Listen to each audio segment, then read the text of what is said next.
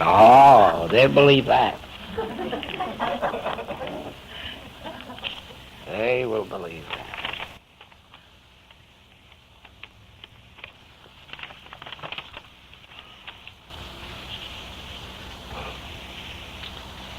In these last few weeks, oh yes, I forgot to tell you that this is our second Chicago closed class 1958.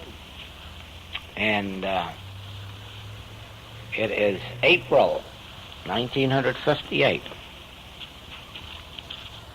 And we're in Chicago, and it's not true that they have snow all year.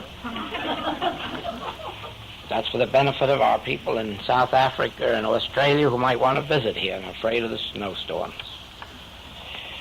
In these last few weeks,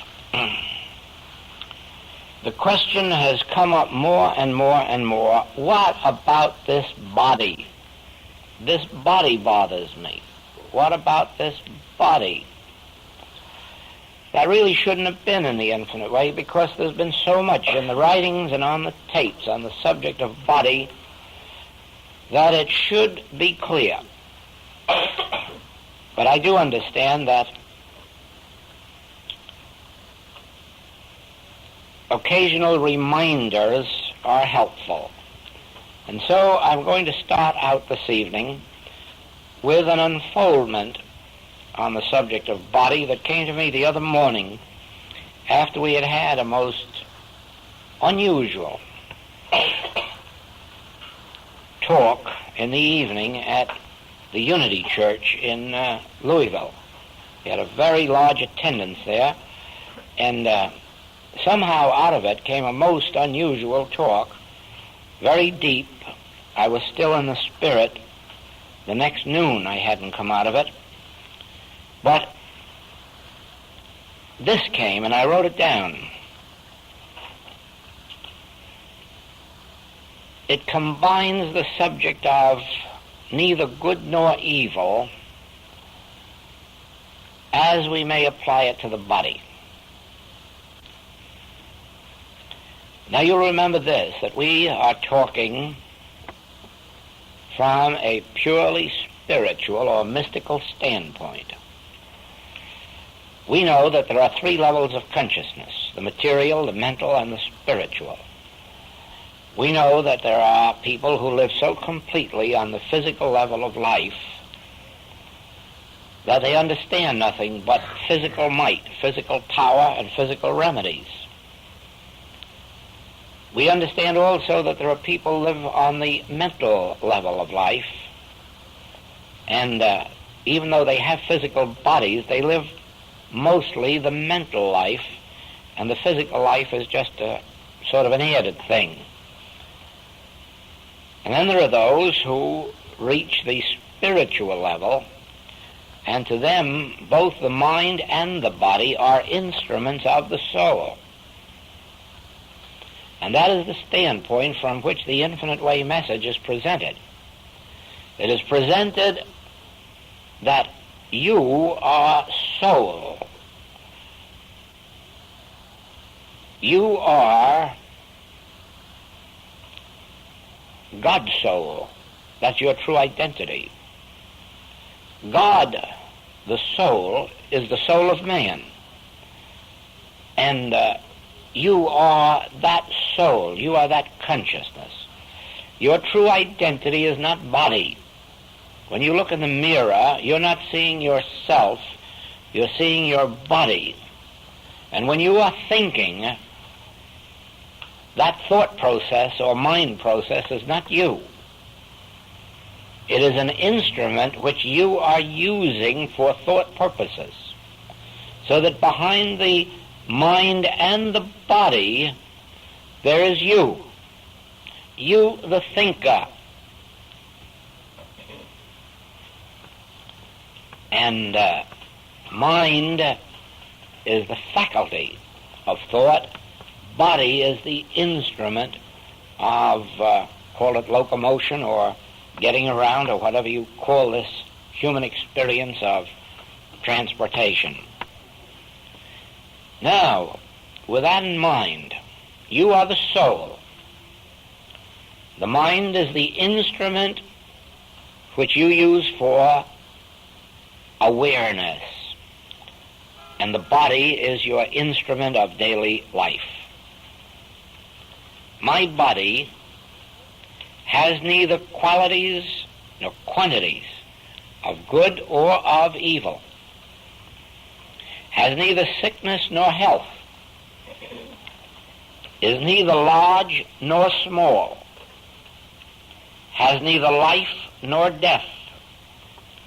For my body is the temple of God, God's substance expressed as form, and embodying and including all and only qualities and quantities which constitute God, the I Am, the soul. My body has neither youth nor age. It is as ancient as God,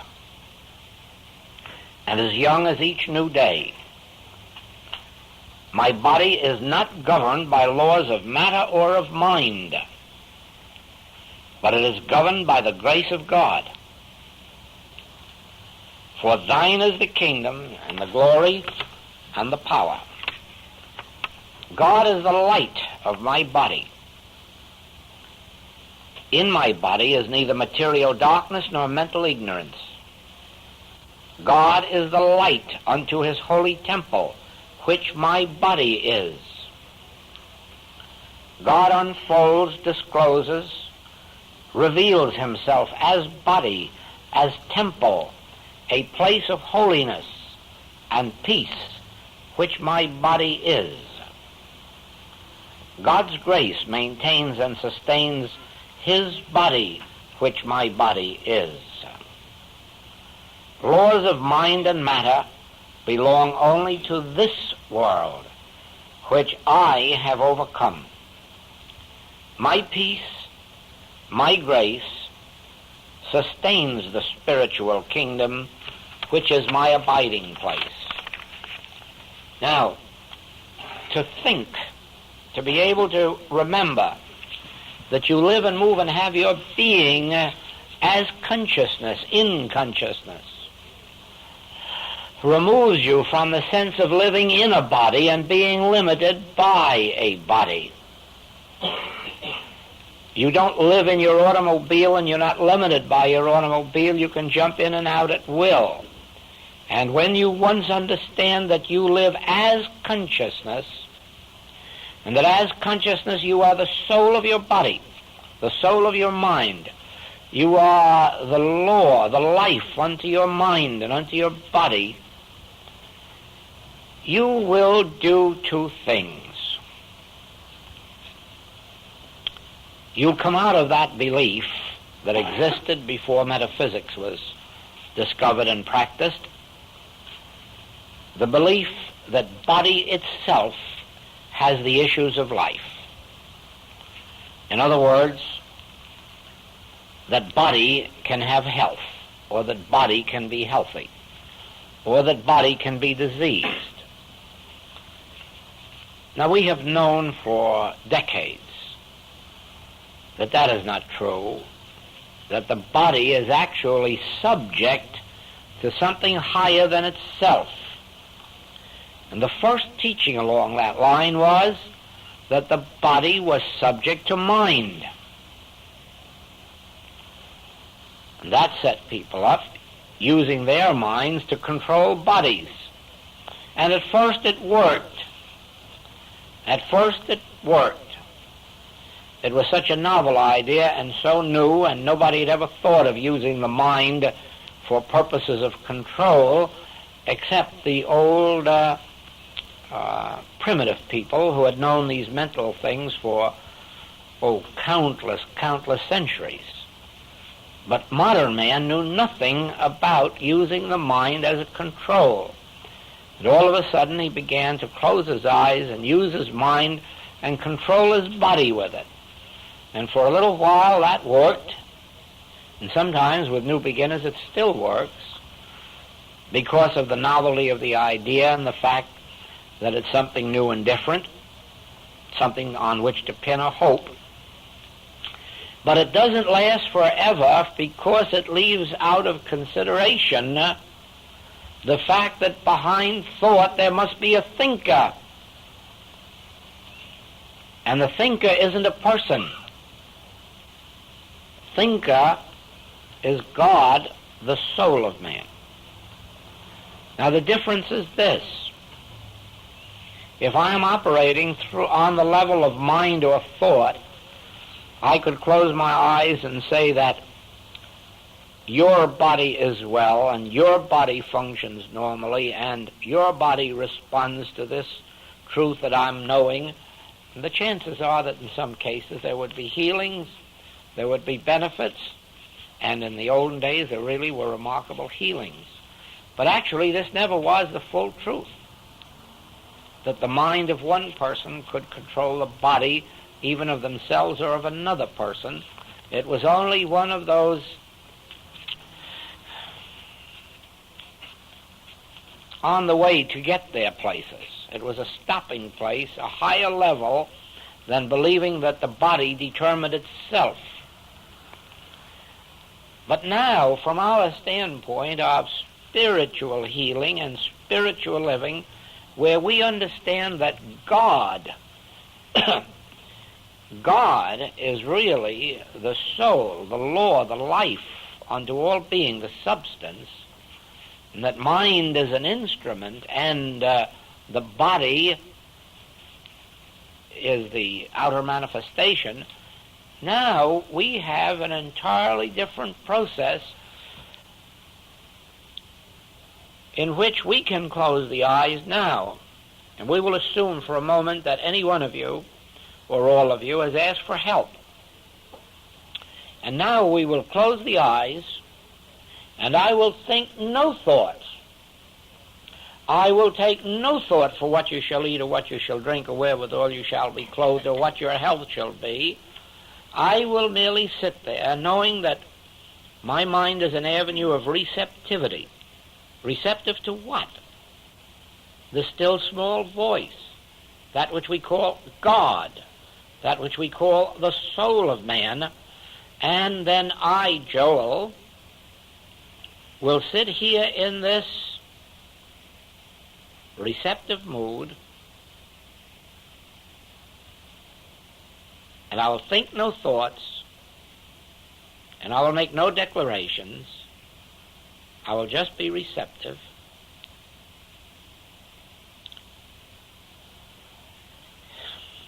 And then the still small voice, if you want to call it that, or as the Psalms gives it, he uttered his voice, the earth melted. In that silence in which I have become almost a vacuum, a listening vacuum, always attentive, never sleepy, never tired, never lagging, always awake, alert. Remember, I'm waiting for the visitation of the Christ. I'm not going to be caught asleep when it comes. And then, out of the stillness, out of the infinity which is God, out of the depths of my soul, which is God, comes either a voice or a feeling or a stirring or a release or an assurance, call it any name you wish, and the earth melts. That is, error dissolves, disappears. Now you see, it makes no difference whether it's physical, mental, moral, financial, or human relations, because it isn't my wisdom that's undertaking the work. I'm not drawing now on what I've learned in my years of life on earth. I'm not starting to judge what your life should be. I am holding myself completely receptive to that which created you in the beginning and which knows your destiny, and now I'm going to allow it to voice itself, and then you'll be back where you belong, under the jurisdiction, under the government of your Heavenly Father which is within you, closer than breathing, nearer than hands and feet, he that knoweth your need before you do, and he whose pleasure it is to give you the kingdom. So you see, I then, as the practitioner or teacher, I become a transparency. You don't come to me, you're coming to God. And I do not assume the duties or functions of God to know what's right for you, or to tell you what's right, or even to know how to bring harmony into your experience. My function is to pray. Now, the difference between prayer as you were taught it in Orthodox teachings and prayer as you learn it in spiritual teachings is this. In your older teachings, it was assumed that you knew what to pray for. Health, harmony, employment, companionship, so forth. And you went about asking for it. In prayer, as it is taught in all mystical teachings, no human says a word or thinks a word. The praying is done by God in man. And I am merely the instrument through which the voice of God, the truth of God, He utters His voice. What is it about His word? Is quick and sharp and powerful. Doesn't say anything about my word being that. Doesn't say anything about your word being that. And let nobody believe that their word is quick and sharp and powerful, because nobody has risen to that point yet, not even Jesus Christ, who said, and wasn't a bit ashamed to say, I can of my own self do nothing. If I spoke of myself, I'd speak a lie. Therefore, it is not my wisdom, nor my power that's healing you, but His that sent me. And therefore, I become receptive and responsive. I become a transparency. And then He comes, whose right it is, and moves right in. And it's quick, sharp, powerful, changes the body upside down in the twinkling of an eye when we are really receptive and responsive to it. Now, we have come through many states and stages of consciousness to reach this one. We have come through those stages where we prayed, bless my mama and my papa and my aunt, my uncle and my cousins, and had no thought at all for the neighbors down the street. And we have come through the state of consciousness where we pray for a patient or a student. There was that stage too. Some were even taught to mention the name of their patient in the treatment. Some were even taught to have a list with a whole lot of names running down there. Take one at a time. As if God could do something for this one and omit this one over here, or as if we could direct a prayer to this particular person and have God's energy come down and center itself on the person we named. Not only that, we were so presumptuous, we also named the name of the disease. Oh yes, we knew that too. Doctors have only attained 50% of accuracy in their diagnosis, but we assumed 100%. We could always say it was the heart, the liver, or the lungs, and send God right down there. Oh, that was a state and stage of consciousness too. But now we know that true prayer is a realization of universal truth. Prayer is a realization of something that is true about the entire kingdom of God and of God's creation. I'm not praying when I know the truth about you. I'm only praying when I know the truth. The truth is that God is the life of individual beings. God is the life of animal, vegetable, mineral kingdom. God is the soul and the substance and the law and the activity. God is the very presence unto all that is. God is the only power. And beside God there is no power.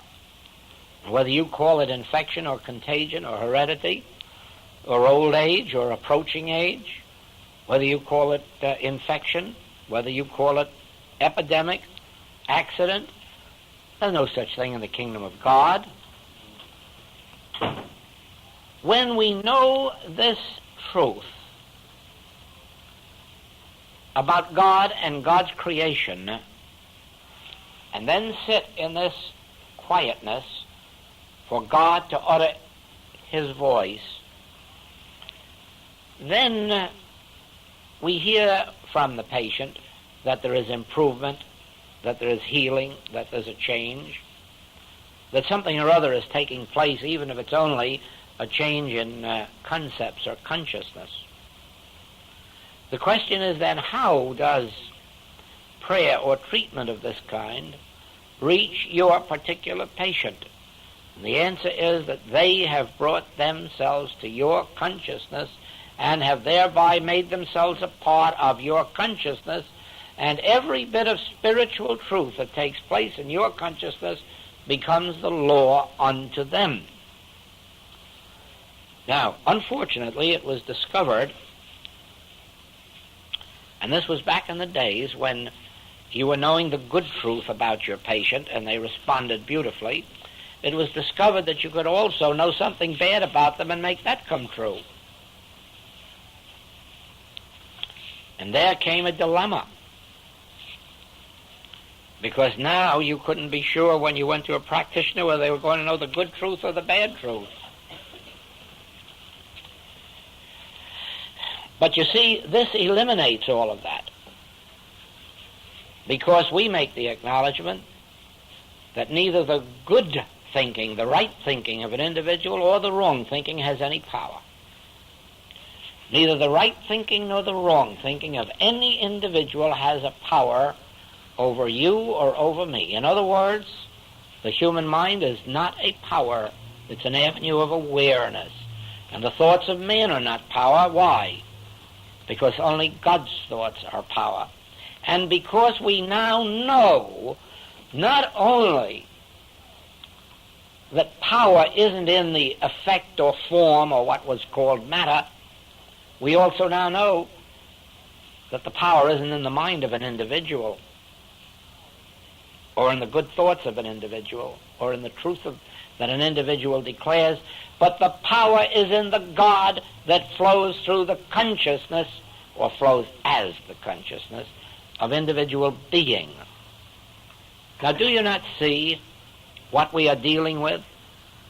On this side is the world, that which Jesus overcame. What did that world consist of? Now, it wasn't an externalized world, you know, because the Sanhedrin went right on performing its unholy functions, and Rome went right on conducting its unholy business. Nothing was changed in the outer world at all, and yet the Master says, I have overcome the world. Actually, what had he done? He proved that neither matter nor mind had power. He did not have to fear the mind of man, nor the body of man, nor the carnal weapons of man, for they were powerless in his recognition of the fact that God alone is power. Now, he could well recall Isaiah then, cease ye from man whose breath is in his nostril. Cease ye from believing that you can get any good out of his right thinking, and cease ye from believing that he can do any harm with his wrong thinking, since the only power is God, spirit, soul, and when it utters its voice, the earth melted. Now we have in the metaphysical books of, we have several good metaphysical books that have been in the metaphysical world, and there's enough truth in these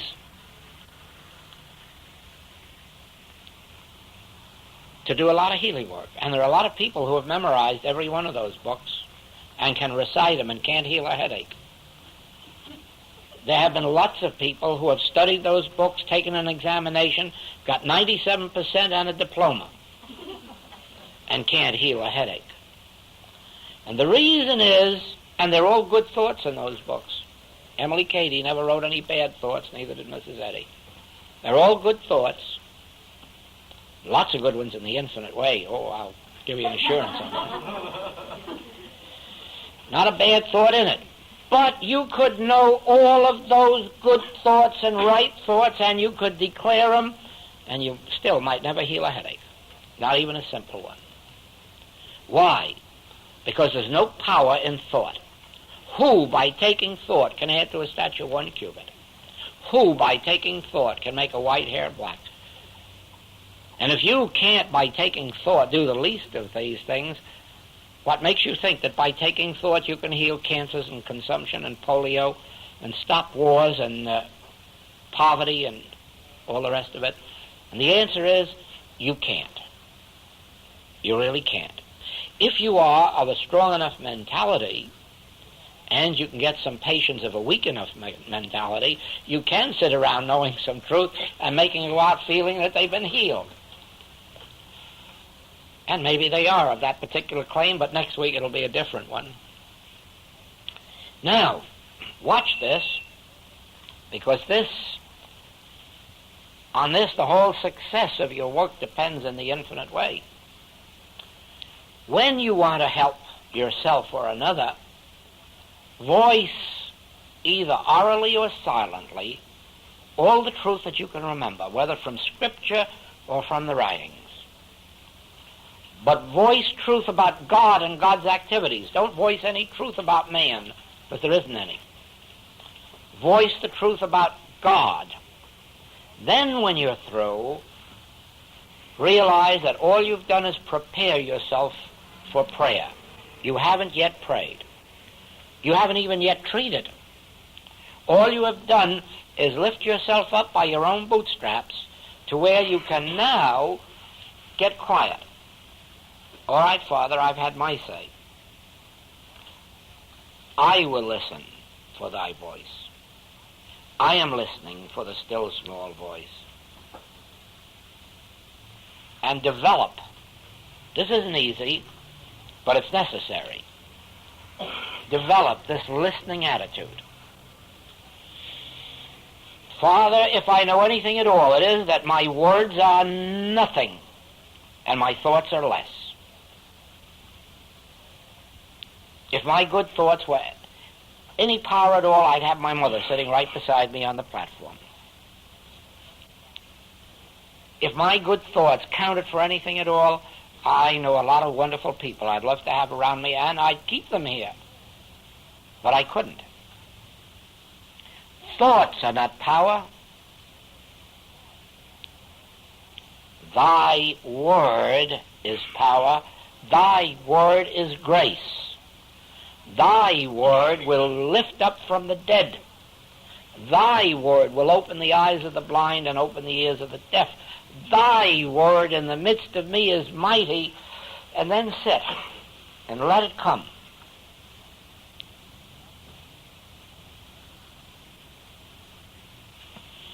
It takes practice. It takes time. It takes a conscious knowing of all the truth that you possibly can know to prepare yourself. Because when you get to this point of listening, you must have a solid foundation of conviction that there's only one power, that you're not going to God to have him heal a disease, that you're not going to God to have him change somebody's nature, you're not going to God to have him reformed, you're not going to God for supply. Otherwise, you're acknowledging two powers, good and evil. And you want God, the big good power, to do something to the nasty little devil power. No, no, no. You will never be able to rest. You will never be able to sit back in peace while you're waiting for a great big God to do something to an error. You will only have peace when you can sit in the realization Thank you, Father.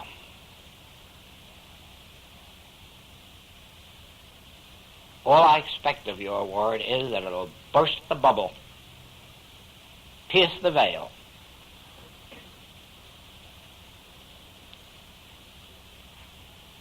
Harmony already is. I wouldn't be here listening to God if I believed there were inharmony or discord, because I can't believe in a God if there is inharmony or discord. My only hope and faith in God is that it's so infinite and so good that it has never permitted evil of any name or nature. Therefore, I'm suffering from a delusion. Not my delusion, it's a world delusion. It all began with the belief in good and evil. And because of that belief in good and evil, we are human beings.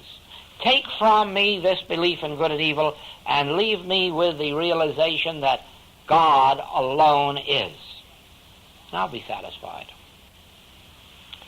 And that then will enable you to come to the second part of your work, which ultimately you will realize to be the most important part. And that is this.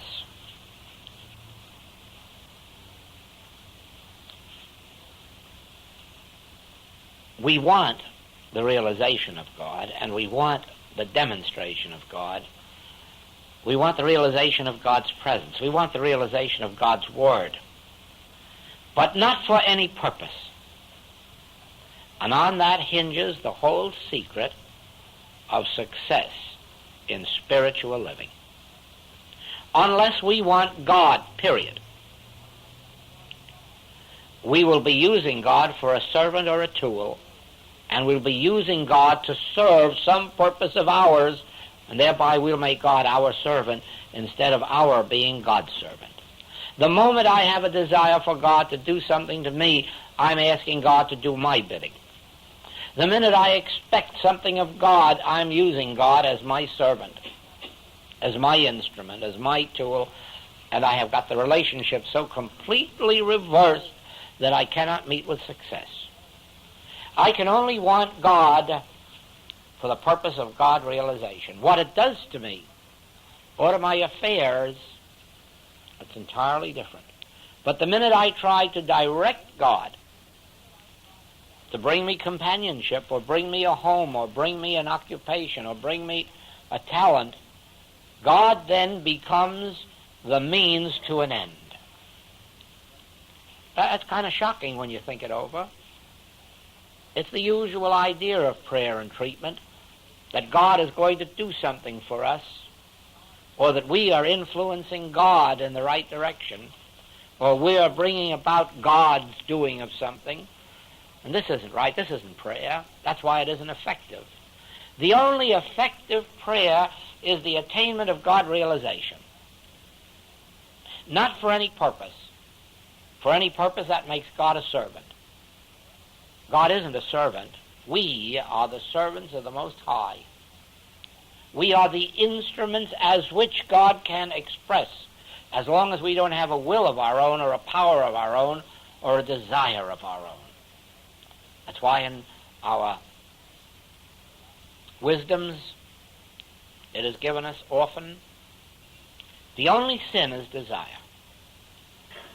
When that came out, mothers wrote me all over, is it a sin that I desire my child to be well? Is it a sin if I desire abundant supply? And I'd have to write back, yes, all desire is sin. All desire is sin, except the desire to know him aright, whom to know aright is life eternal.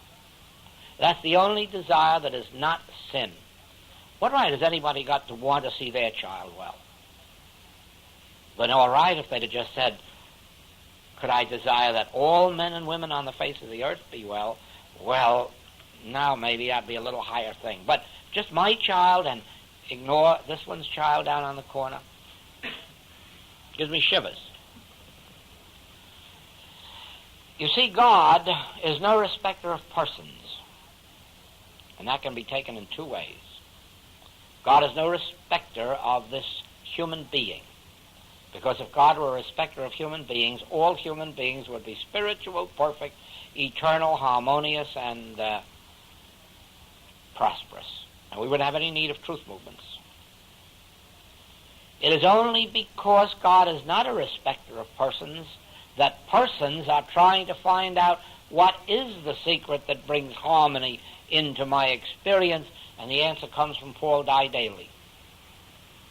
Die daily to your humanhood and become reborn of the Spirit or the Master. My kingdom is not of this world. Well, don't try to bring my kingdom then into this world, but leave this world for my kingdom. And how do you do that? Drop your desires. Come up high in the atmosphere of prayer to where you can really say to God, I want nothing of a selfish nature. I want nothing of a personal nature. The heavens declares the glory of God. The earth showeth forth his handiwork. I too must show forth God's grace, God's glory. Nothing selfish, because when I say I, I'm speaking of you. I am you and you are me. I in you and you in me. What I'm seeking for myself, I'm seeking manifest as the world. Wouldn't it be terrible if there was one healthy person in the world and all the rest were disease? Wouldn't it be terrible if there were one wealthy person in the world and all the rest were poor? What happiness, what glory, what achievement could there be for the one or the few? You have to get your joy out of life. Everybody in this world has to be having the same joy, the same freedom that you are, else you can't be joyful and you can't be free, because you've got their groans inside of you, even if you don't know what it is that makes you wake up in the morning and feel sad. And you look and you say, but what have I got to be sad about? Life is beautiful. Your life is, but you are feeling the cries of the millions. And you know you can't be entirely happy while you know that there's much misery in the world. You can't be entirely happy with your wealth while you know all this poverty is going on in the world. You know, it's like traveling in some of these foreign places. India, Hong Kong. You leave your hotel in the morning, you go out on the street, and there's a dozen women out there, each one with a 3 or 4 month old baby on their arm. You wonder where they get them all this one age. And they have the baby's hand out this way for pennies, for coppers. And you can't go out really and enjoy your day because there's so many of them there, you can't feed them all. Or you have to go back to your room and wire for money. And so you finally do go out, but inwardly you're carrying that burden with you of all these people that you're seeing there. Many times I meet people on the trip who have been to those places and say, I couldn't go back because I can't have any joy there. Well, I know, but that's putting your head in the sand. They're there just the same, and you know they are. At least with us, we can become free of the burden. We know we haven't got enough dollars in our pocket or in our government treasury to take care of the whole situation, but we can be free, because even though silver and gold have we none, that which we have we can give them, and that is our righteous prayer, which is opening ourselves to God to let the Spirit of God come through and feed them and clothe them and house them, which with all the money we may have, we can't do. The only way that you can live without the burden of this world's disasters is if you're living in a true sense of prayer, where you know that you are sharing, even if not silver and gold, you are sharing the one thing that will lift them out of their troubles more quickly than money would. And that is this very prayer. Not, oh, God, feed these poor children. Nobody pays attention to that, not even God. That kind of prayer has been going on for thousands of years. That doesn't do any good. Oh, God, pity these poor people and do something for them. It never happens. China has been this way for centuries, and India has been this way for centuries, and people have been going to church praying, oh, God, do something about it. No, but you can lighten your load and theirs by a righteous sense of prayer. That is, by your realization of the one infinite nature, the one infinite power, the one infinite glory, the one life, then the ability to sit back, be a transparency.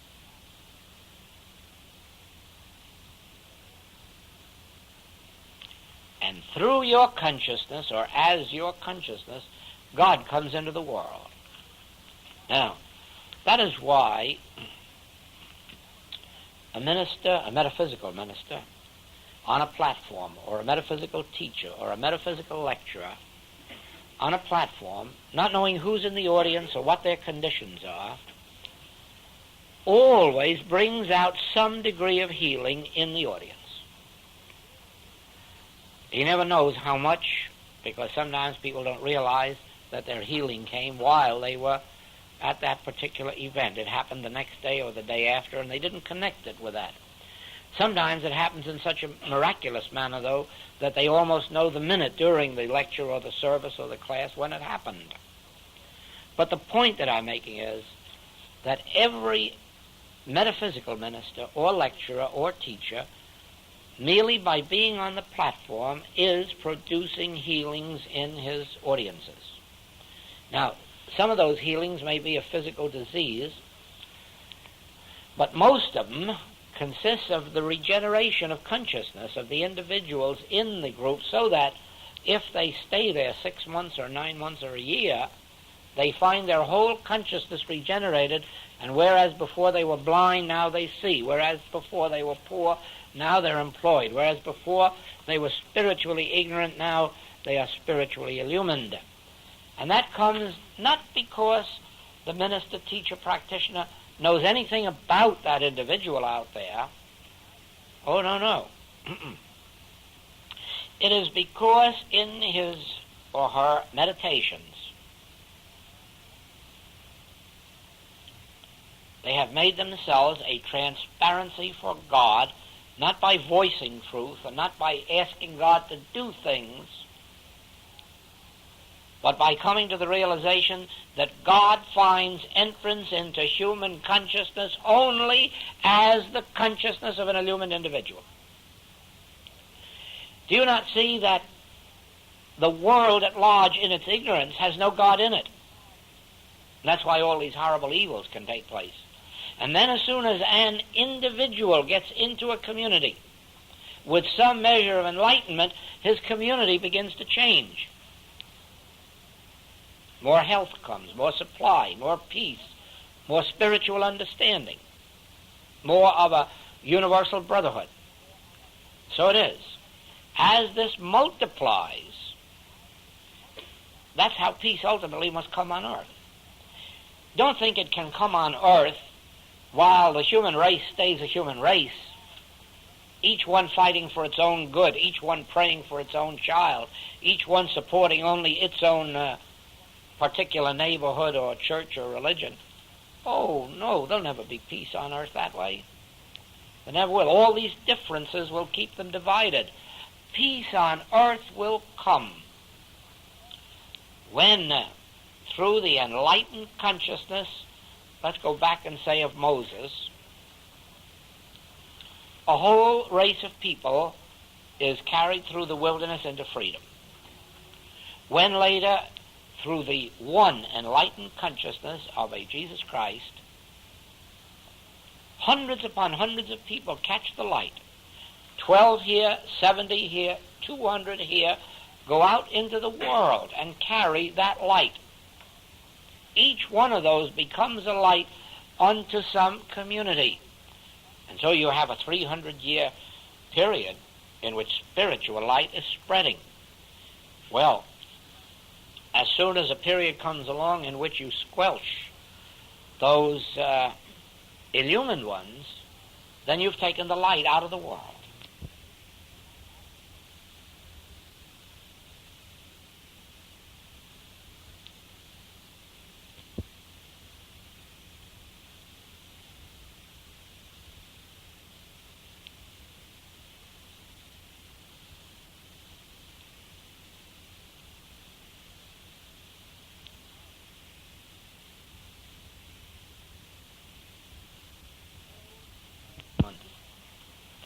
No, an individual to be spiritually illumined has to be kept on tiptoes, demonstrating supply not only for themselves, that's the least of it, but for a community.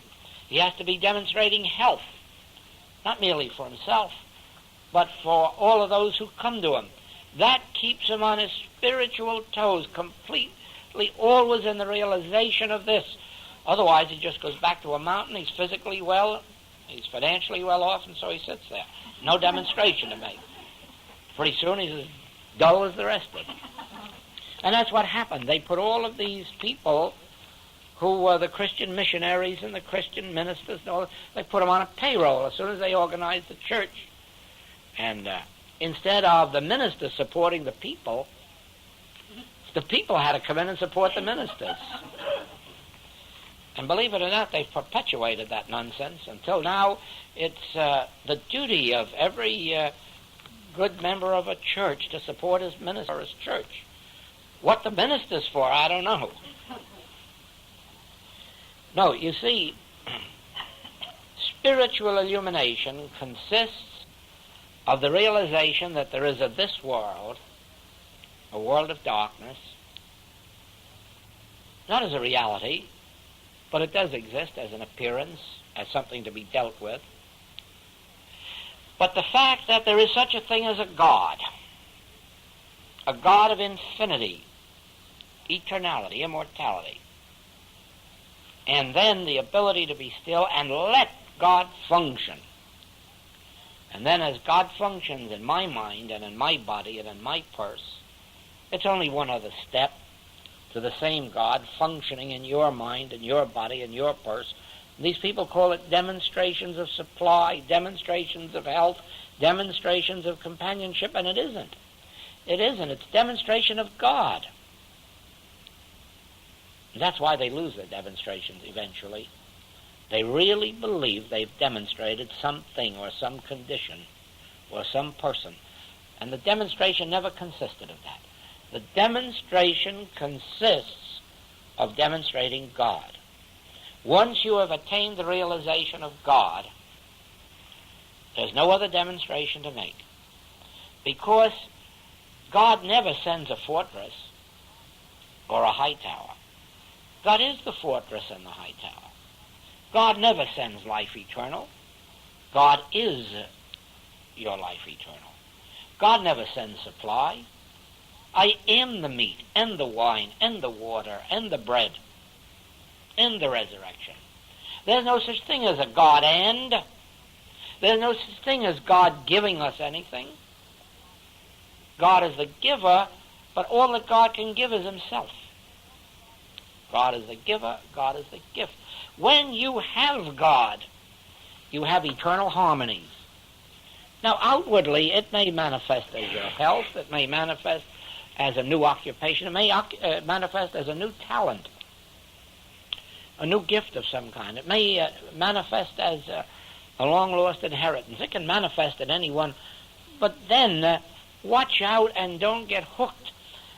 Don't say, I've made a demonstration of supply, I've made a demonstration of companionship, I've demonstrated my health. You haven't. You've demonstrated God. And if it was your practitioner that did it for you, your practitioner doesn't know how to demonstrate your health. I know that. I've been a practitioner too many years. I can demonstrate a realization of the presence of God for you, and that's as far as I can go. What that does to you depends on your state of consciousness at that moment. You may think that health is your greatest need of that moment, but as this consciousness unfolds, it fills out in some entirely different direction, and you may carry the sickness for a while other things are getting adjusted.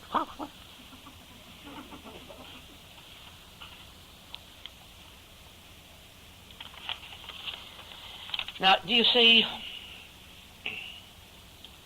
the whole subject is really God. The whole demonstration that we have to make spiritually is the demonstration of God. Knock out of this infinite way activity all nonsense about demonstrating this, that, or the other thing, and catch this idea that you want to close your eyes, fill yourself full of God, and then be a beholder and see what God does to you. And God does wonderful things to us but not always in the way that we think and not always in the time that we think. Now,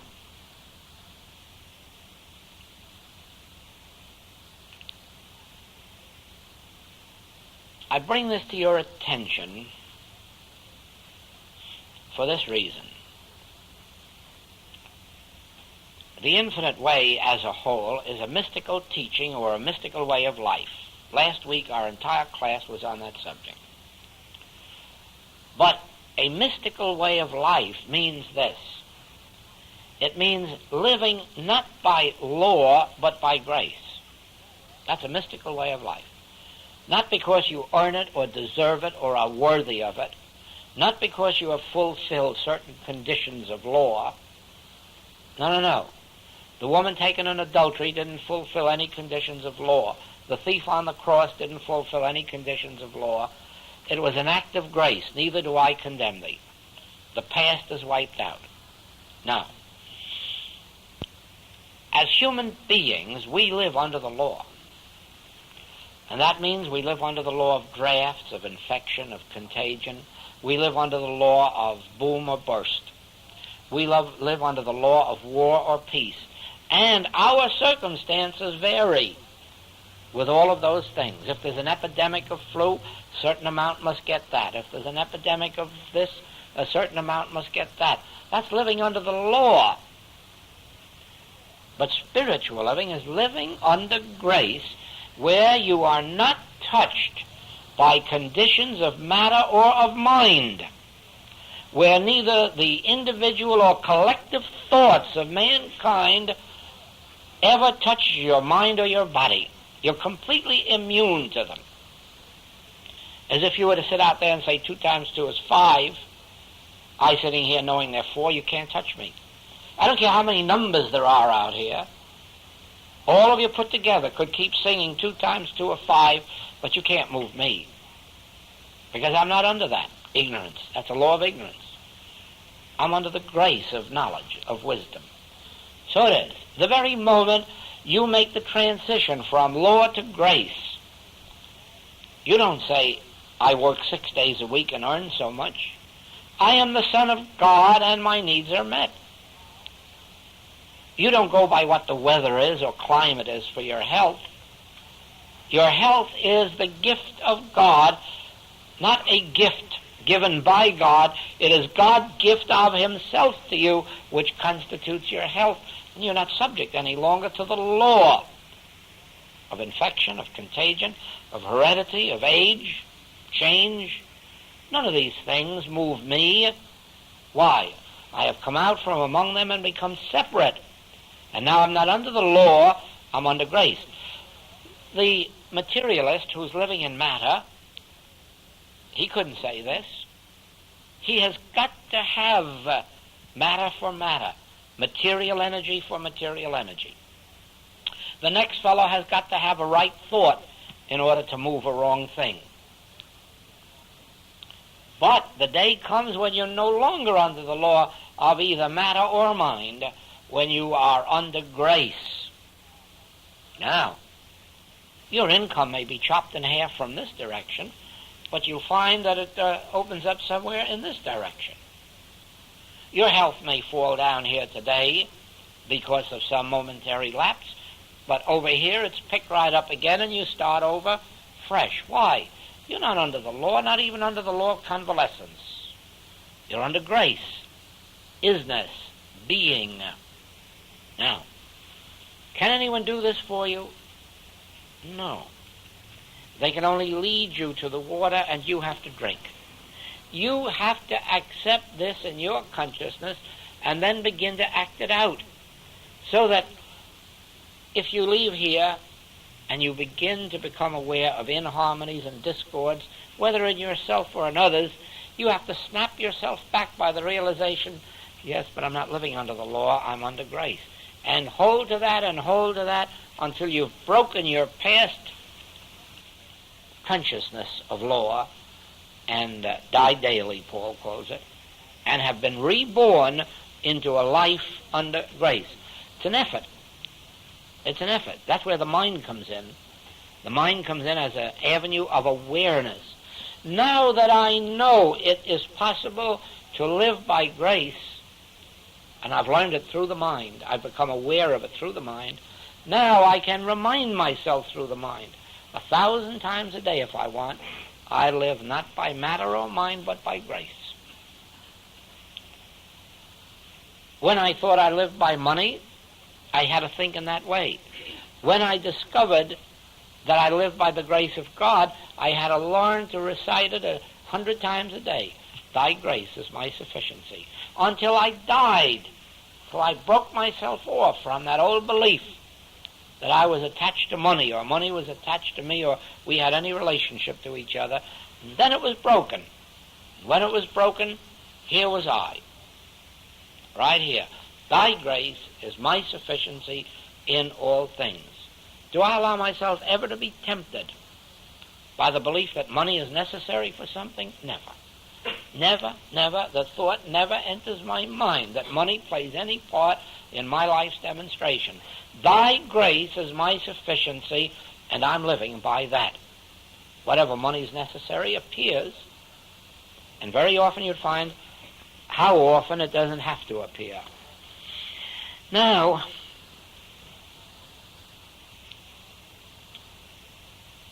over here is this world with all of its laws. Over here is my kingdom and life by grace. Choose ye this day whom you will serve, and then stick with it.